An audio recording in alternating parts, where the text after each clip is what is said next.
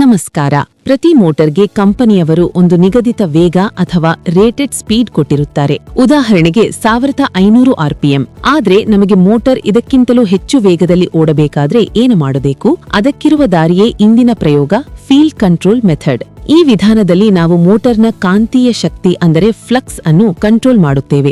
ನಾವು field winding ಜೊತೆಗೆ series ಆಗಿ ಒಂದು ರಿಯೋಸ್ಟ್ಯಾಟ್ ಅಳವಡಿಸುತ್ತೇವೆ. ರಿಯೋಸ್ಟ್ಯಾಟ್ ಮೂಲಕ ನಾವು ರೆಸಿಸ್ಟೆನ್ಸ್ ಹೆಚ್ಚು ಮಾಡಿದಾಗ ಫೀಲ್ಡ್ ಕಾಯಿಲ್ಗೆ ಹೋಗುವ ಕರೆಂಟ್ ಕಡಿಮೆಯಾಗುತ್ತದೆ.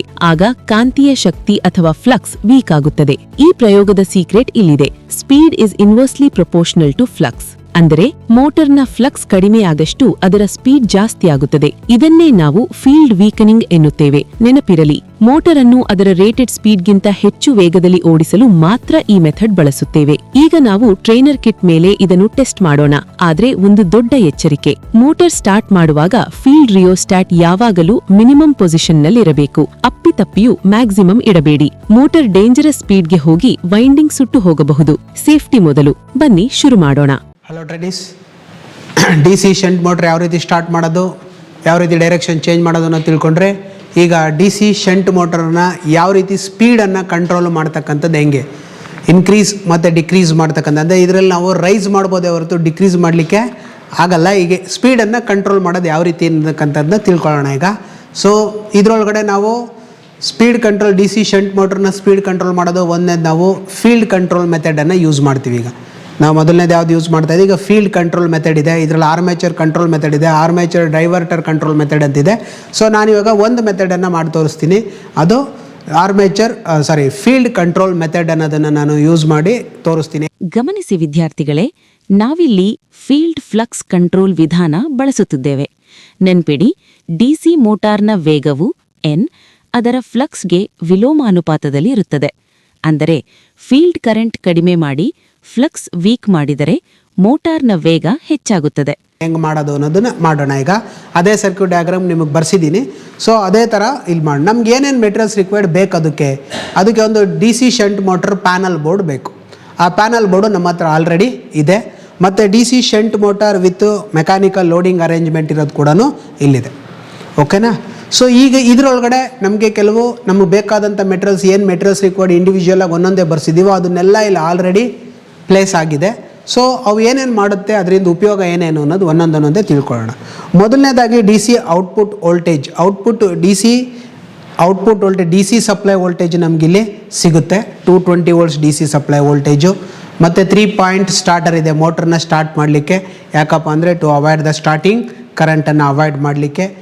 ಮೋಟಾರ್ ನಿಂತಿದ್ದಾಗ ಅದರಲ್ಲಿ ಬ್ಯಾಕ್ EMF ಶೂನ್ಯವಾಗಿರುತ್ತದೆ. ಆದ್ದರಿಂದ ಆರಂಭದಲ್ಲಿ ಆರ್ಮೇಚರ್ ಕಾಯಿಲ್ ಸುಡದಂತೆ ಕಾಪಾಡಲು ಸ್ಟಾರ್ಟರ್ ಅತ್ಯಗತ್ಯ. ಇದು ಆರಂಭಿಕ ಪ್ರವಾಹವನ್ನು ನಿಯಂತ್ರಿಸುತ್ತದೆ. ಇದರಲ್ಲಿ 3 ಟರ್ಮಿನಲ್ ಇದೆ, L, A, F ಅಂತ. ಸೊ L ಅಂದರೆ ಸಪ್ಲೈ ವೋಲ್ಟೇಜ್, ಪಾಸಿಟಿವ್ ಸಪ್ಲೈಯಿಂದ ಬರೋದು Lಗೆ ಬರುತ್ತೆ. A ಇಂದ ಬಂದಿದ್ದು ಆರ್ಮೇಚರ್ಗೆ ಹೋಗುತ್ತೆ, F ಇಂದ ಬಂದಿದ್ದು ಫೀಲ್ಡ್ ವೈಂಡಿಂಗ್ ಹೋಗುತ್ತೆ. ಸೊ 3 ಕನೆಕ್ಷನ್ಸು ಇದರಲ್ಲಿದೆ. ನೆಕ್ಸ್ಟ್ ಇಲ್ಲಿ RPM ಮೀಟ್ರ್ ಕೊಟ್ಟಿದ್ದಾರೆ ಸ್ಪೀಡನ್ನು ಮೆಷರ್ ಮಾಡಲಿಕ್ಕೆ. ವಿತ್ ಸೆನ್ಸರ್ ಮುಖಾಂತರ ಕೊಟ್ಟಿದ್ದಾರೆ. ಸೆನ್ಸರ್ ಸೆನ್ಸ್ ಮಾಡಿ ಇಲ್ಲಿ ನಮಗೆ ಎಷ್ಟು RPM ಓಡ್ತಾ ಇದೆ ಅನ್ನೋದನ್ನು ತೋರಿಸುತ್ತೆ. ನೆಕ್ಸ್ಟ್ DC ಅಮ್ಮೀಟರ್ ಮತ್ತು ವೋಲ್ಟ್ ಮೀಟ್ರು ಇಲ್ಲಿದ್ದಾವೆ. So DC volt meter voltage, supply voltage ಎಷ್ಟು ಬರ್ತಾ ಇದೆ ಅಂತ ನೋಡಲಿಕ್ಕೆ ಹೆಲ್ಪ್ ಮಾಡುತ್ತೆ. ಇಲ್ಲಿ DC ಅಮ್ಮೀಟರ್ಸ್ ಇದ್ದಾವೆ. ಈ ಅಮ್ಮೀಟರ್ಸನ್ನು ನಾವು ಆರ್ಮೇಚರ್ಗೂ ಕನೆಕ್ಟ್ ಮಾಡ್ತೀವಿ, ಫೀಲ್ಡ್ ವೈಂಡಿಂಗೂ ಕನೆಕ್ಟ್ ಮಾಡ್ತೀವಿ, ಎರಡಿರೋದ್ರಿಂದ. ಸೊ ಆರ್ಮೇಚರ್ ಕರೆಂಟ್ ಎಷ್ಟು ತೊಗೊಳುತ್ತೆ ಅನ್ನೋದನ್ನು ಅಮ್ಮೀಟ್ರ್ ತೋರಿಸುತ್ತೆ. ಮತ್ತು ಶಂಟ್ ಫೀಲ್ಡ್ ಎಷ್ಟು ಕರೆಂಟ್ನ ತೊಗೊಳುತ್ತೆ ಅಂತ ಅಮ್ಮೀಟ್ರು ತೋರಿಸುತ್ತೆ. ಸ್ಪೀಡ್ನ ಕಂಟ್ರೋಲ್ ಮಾಡಲಿಕ್ಕೆ ನಾವು ಇಲ್ಲೊಂದು ರಿಯೋಸ್ಟ್ಯಾಟನ್ನು ಯೂಸ್ ಮಾಡಿದ್ದೀವಿ. ಆ ರಿಯೋಸ್ಟ್ಯಾಟ್ ಟರ್ಮಿನಲ್ಸ್ ಇಲ್ಲಿ ಗ್ರೀನ್ ಬಟನ್ ಇದೆಯಲ್ಲ, ಈ ಟರ್ಮಿನಲ್ಸ್ಗೆ ಬರುತ್ತೆ. ಸೊ ಇಲ್ಲಿಂದ ನಾವು ಅದನ್ನು ಕನೆಕ್ಟ್ ಮಾಡ್ಕೊತೀವಿ. ರಿಯೋಸ್ಟಾಟ್ ಅನ್ನು ಶಂಟ್ ಫೀಲ್ಡ್ ವೈಂಡಿಂಗ್ ಜೊತೆ ಸೀರೀಸ್ ಆಗಿ ಕನೆಕ್ಟ್ ಮಾಡಬೇಕು. ಎಚ್ಚರಿಕೆ, ಚಾಲನೆಯಲ್ಲಿರುವಾಗ ಈ ವೈರ್ ಕಟ್ ಆದರೆ ಅಥವಾ ಲೂಸ್ ಕನೆಕ್ಷನ್ ಆದರೆ ಫ್ಲಕ್ಸ್ ಶೂನ್ಯವಾಗುತ್ತದೆ. ಆಗ ಮೋಟಾರ್ ನಿಯಂತ್ರಣವಿಲ್ಲದೆ ಅತ್ಯಂತ ಅಪಾಯಕಾರಿ ವೇಗಕ್ಕೆ ಹೋಗಬಹುದು. ಇದನ್ನು ವೇರಿ ಮಾಡಿದ್ರೆ ನಮಗೇನಾಗುತ್ತೆ, ರೆಸಿಸ್ಟೆನ್ಸು ವೇರಿ ಆಗುತ್ತೆ. ಇದು ಸ್ಲೈಡಿಂಗ್ ಟೈಪ್ ಆಫ್ ರಿಯೋಸ್ಟ್ಯಾಟ್ ಅಂತ ಕರಿತೀವಿ.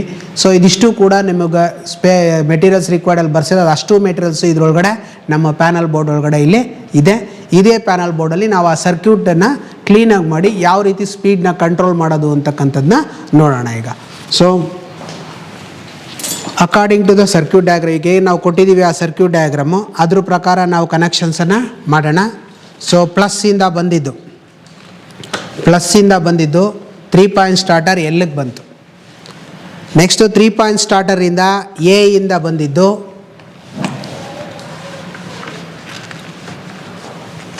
ಆರ್ಮೇಚರ್ A1ಗೆ ಬಂತು.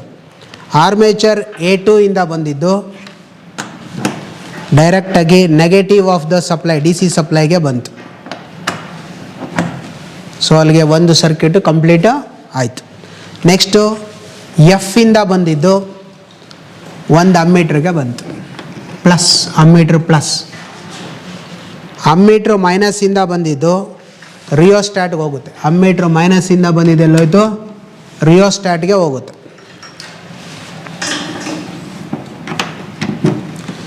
ರಿಯೋಸ್ಟ್ಯಾಟಿಂದ ಬಂದಿದ್ದು field winding, shunt field winding starting point F1 ಅಥವಾ E1 ಪಾಯಿಂಟ್ಗೆ ಬರುತ್ತೆ. Next shunt field ending F2 ಅಥವಾ E2 ಪಾಯಿಂಟಿಂದ ಬಂದಿದ್ದು A2ಗೆ ಬರುತ್ತೆ. ಆರ್ಮೇಚರ್ A2 ಕನೆಕ್ಷನ್ ಶಾರ್ಟ್ ಮಾಡ್ತೀವಿ, ಇಲ್ಲಿ A2 E2 ಶಾರ್ಟ್ ಮಾಡಿದ್ವಿ. So motor connection full complete ಆಯಿತು ಥ್ರೂ ದ ರಿಯೋಸ್ಟ್ಯಾಟ್. ಈಗ ನೆಕ್ಸ್ಟು ವೋಲ್ಟ್ ಮೀಟ್ರನ್ನ ಕನೆಕ್ಟ್ ಮಾಡಬೇಕು. ವೋಲ್ಟ್ ಮೀಟ್ರ್ ಪ್ಲಸ್ಸಿಂದ ಬಂದಿದ್ದು DC supply plus. Volt meter ಮೈನಸ್ಸಿಂದ ಬಂದಿದ್ದು DC ಸಪ್ಲೈ ಮೈನಸ್ಗೆ ಕನೆಕ್ಟ್ ಮಾಡಿದ್ವಿ. ಸೊ ವೋಲ್ಟ್ ಮೀಟ್ರ್ ಕನೆಕ್ಷನ್ ಆಯಿತು. ವೋಲ್ಟ್ ಮೀಟ್ರು ಪ್ಯಾರಲಾಗಿ ಸಪ್ಲೈಗೆ ಪ್ಯಾರಲಾಗಿ ಕೊಟ್ವಿ, ಅಮ್ಮೀಟ್ರನ್ನ ಫೀಲ್ಡ್ ವೈಂಡಿಂಗ್ಗೆ ಸೀರೀಸಲ್ಲಿ ಕೊಟ್ವಿ. ಕನೆಕ್ಷನ್ಸ್ ಈಗ ಕಂಪ್ಲೀಟು ಆಯಿತು. ಈಗ ನಾವು ಆನ್ ಮಾಡೋಣ. ಆನ್ ಮಾಡೋಕ್ಕೂ ಮುಂಚೆ ರಿಯೋಸ್ಟ್ಯಾಟ್ನ ನಾವು ಕಟ್ಔಟ್ ಪೊಸಿಷನಲ್ಲಿ ಇಡಬೇಕು. ಕಟ್ಔಟ್ ಅಂದರೆ ನೋಡಿ, ಇದು ಕೆಳಗಡೆ ಬಂದರೆ ಕಟ್ಟಿನ್, ಮೇಲ್ಗಡೆ 2 ಟರ್ಮಿನಲ್ನ ಯೂಸ್ ಮಾಡ್ಕೊಂಡಿದ್ದೀವಿ ನಾವಿಲ್ಲಿ. ಕರೆಂಟ್ ಇಲ್ಲಿಂದ ಬಂದ ತಕ್ಷಣ, ಇದ್ರೊಳಗಾಸಿಂದ ಬಂದ ತಕ್ಷಣ ಹಿಂಗೆ ಬಂದು ರೆಸಿಸ್ಟೆನ್ಸ್ ಮುಖಾಂತರ ಬಂದು ಇಲ್ಲಿಂದ ಬರುತ್ತೆ. ರೆಸಿಸ್ಟೆನ್ಸ್ ಇನ್ಕ್ಲೂಡ್ ಆದರೆ ನಾವು ಕಟ್ಟಿನ್ ಅಂತ ಕರಿತೀವಿ. ರೆಸಿಸ್ಟೆನ್ಸು ಹೊರಗಡೆಗೆ ಬಂದರೆ ಎಕ್ಸ್ಕ್ಲೂಡ್ ಅಂತ ಕರಿತೀವಿ. ಏನಂತ ಕರಿತೀವಿ? ಎಕ್ಸ್ಕ್ಲೂಡ್ ಅಂತ ಕರಿತೀವಿ. ಅದನ್ನು ಕಟ್ಔಟ್ ಅಂತ ಕರಿತೀವಿ. ಈಗ ಕಟ್ಔಟ್ ಪೊಸಿಷನಲ್ಲಿ ಇರಬೇಕು ರಿಯೋಸ್ಟ್ಯಾಟ್. ಇದು ಬಹಳ ಮುಖ್ಯ. ಮೋಟಾರ್ ಸ್ಟಾರ್ಟ್ ಮಾಡುವಾಗ ರಿಯೋಸ್ಟಾಟ್ ಯಾವಾಗಲೂ ಮಿನಿಮಮ್ ರೆಸಿಸ್ಟೆನ್ಸ್ ಅಥವಾ ಕಟ್ಔಟ್ ಪೊಸಿಷನ್ನಲ್ಲಿ ಇರಬೇಕು. ಇದರಿಂದ ಫೀಲ್ಡ್ ಕರೆಂಟ್ ಗರಿಷ್ಠವಾಗಿರುತ್ತದೆ. ಫೀಲ್ಡ್ ಸ್ಟ್ರಾಂಗ್ ಇದ್ದರೆ ಮಾತ್ರ ಮೋಟಾರ್ ಸರಿಯಾದ ಟಾರ್ಕ್ನೊಂದಿಗೆ ಸ್ಟಾರ್ಟ್ ಆಗುತ್ತದೆ. ಯಾವುದೇ ಕಾರಣಕ್ಕೂ ಕಟ್ಟಿನ್ ಪೊಸಿಷನ್ಗೆ ತರಬಾರ್ದು, ಕಟ್ಔಟ್ ಪೊಸಿಷನಲ್ಲಿದೆ. ಸೊ ಈಗ MCBನ ಆನ್ ಮಾಡಿದ್ರೆ DC ವೋಲ್ಟೇಜ್ ಬಂತು. ವೋಲ್ಟ್ ಮೀಟ್ರಲ್ಲಿ ರೀಡಿಂಗ್ ತೋರಿಸ್ತು 217 ವೋಲ್ಟ್ಸ್ ಇದೆ. ಸೊ DC ವೋಲ್ಟೇಜು ಈಗ ಸ್ಟಾರ್ಟ್ರ್ ಹ್ಯಾಂಡ್ಲ ಮೂವ್ ಮಾಡೋದ್ರಿಂದ ಮೋಟ್ರನ್ನ ಸ್ಟಾರ್ಟ್ ಮಾಡ್ತೀನಿ. ನೋಡಿ, ಮೋಟ್ರ್ ಸ್ಟಾರ್ಟ್ ಆಯಿತು. 1784 RPM ಇದೆ. ಇಲ್ಲಿ ನಮಗೆ DC ವೋಲ್ಟೇಜ್ ಒಂದು ಸ್ವಲ್ಪ ರೈಸ್ ಆಯಿತು. ಡ್ಯೂ ಟು ರಿಯಾಕ್ಟೆನ್ಸ್ ಸ್ವಲ್ಪ ರೈಸ್ ಆಗುತ್ತೆ, ಅದರಿಂದ ಏನು ಎಫೆಕ್ಟು ಆಗಲ್ಲ. ಸೊ 0.96 ಆ್ಯಂಪ್ಸು ತೊಗೊತಾ ಇದೆ ಫೀಲ್ಡ್ ಕರೆಂಟು. ಈಗ ಫೀಲ್ಡ್ ಕರೆಂಟನ್ನು ಕಮ್ಮಿ ಮಾಡ್ದಂಗೆಲ್ಲ ಸ್ಪೀಡ್ ಏನಾಗ್ತಾ ಇರುತ್ತೆ ನೋಡಿ, ರೈಸು ಆಗ್ತಾ ಇರುತ್ತೆ. ನೋಡಿ 0.75 ಮಾಡಿದ್ರೆ ಎಷ್ಟಾಯಿತು? 1700 RPM, 600 RPM ತಿರುಗ್ತಿತ್ತು, 1900 ಬಂತು. ಪ್ರಯೋಗವನ್ನು ಗಮನವಿಟ್ಟು ನೋಡಿ. ರಿಯೋಸ್ಟಾಟ್ ಮೂಲಕ ನಾವು ರೆಸಿಸ್ಟೆನ್ಸ್ ಹೆಚ್ಚಿಸಿದಾಗ ಅಮ್ಮೀಟರ್ನಲ್ಲಿ ಕರೆಂಟ್ ಕಡಿಮೆಯಾಗುತ್ತಿದೆ. ಕರೆಂಟ್ ಕಡಿಮೆಯಾದಂತೆ ಮ್ಯಾಗ್ನೆಟಿಕ್ ಫ್ಲಕ್ಸ್ ವೀಕ್ ಆಗುತ್ತದೆ. ಫ್ಲಕ್ಸ್ ವೀಕ್ ಆದ ತಕ್ಷಣ ಮೋಟಾರ್ನ ಸ್ಪೀಡ್ ಏರಿಕೆಯಾಗುವುದನ್ನು ನೀವು ಲೈವ್ ಆಗಿ ನೋಡುತ್ತಿದ್ದೀರಿ. ರೀಡಿಂಗನ್ನು ಬರ್ಕೊಳ್ಳಿ.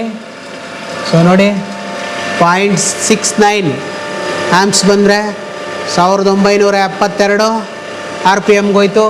ಅದು ರೀಡಿಂಗನ್ನು ಬರ್ಕೊಳ್ಳಿ. ನೋಡಿ, 0.62 ಬಂದರೆ 2000 ಚಿಲ್ಲರೆಗೆ ಬಂತು.